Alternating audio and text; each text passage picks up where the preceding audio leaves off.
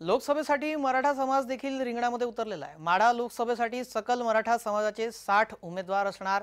माढा लोकसभा मतदारसंघासाठी आता मराठा समाजही निवडणुकीच्या रिंगणामध्ये उतरलेला आहे। यामध्ये 60 मराठा समाजाचे उमेदवार असणार आहेत। माढा लोकसभा मतदारसंघाची निवडणूक लढवण्यास 60 उमेदवार इच्छुक आहेत। यामधून एक उमेदवार मनोज जरांगे पाटील निश्चित करणार आहेत।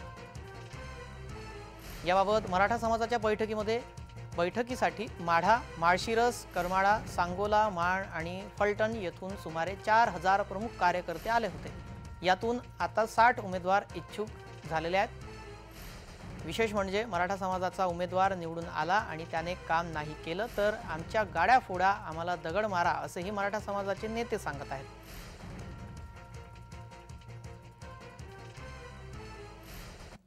जो निर्णय मनोज जरांगे पाटील देतील तो निर्णय सर्वानुमताने मंजूर असणार आहे। आणि या ठिकाणी माढा मतदारसंघामध्ये सकल मराठा समाजाचा उमेदवार हा भरघोस मताने निवडून येणार आणि विजयाचा गुलाल या माढा मतदारसंघामध्ये सर्वात प्रथम महाराष्ट्रामध्ये विजयाचा गुलाल हा माढ्यामध्ये मराठा समाजाच्या उमेदवाराला लागेल। आतापर्यंत या बैठकीमध्ये कमीत कमी 2000 च्या आसपास आमचे सर्व सकल मराठा समाजाचे योद्धा आले होते। त्यामधील योद्धामधील कमीत कमी प्रत्येक जिल्ह्यातून 5 ते 10 जणांनी उमेदवारीचा अर्ज मागणी केलेली आहे। अंदाजे 50 ते 60-70 जणांचे फॉर्म अपेक्षित आहेत।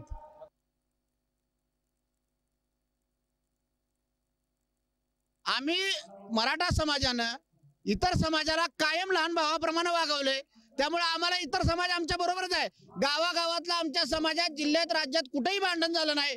वरची जी लोक आहेत तेच भांडण लावतात। सामाजिक आमच्या गावातला सामाजिक सलोखा तालुक्यातला जिल्ह्यातला 1 नंबर सलोखा आहे, त्यामुळे आम्हाला ही लोक आमच्या बरोबर येतील असं आम्हाला अपेक्षित आहे।